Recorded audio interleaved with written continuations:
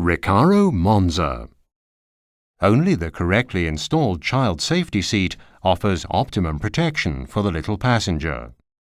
The mounting of RECARO Monza with a 3-point safety belt is very simple. Attention! Always use the 3-point safety belt of the vehicle and never turn the belt out of position for the safety of your child.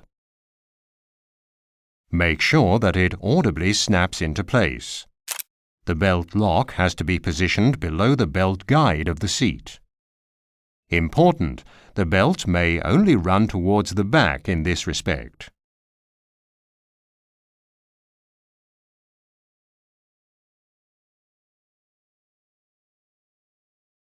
Attention!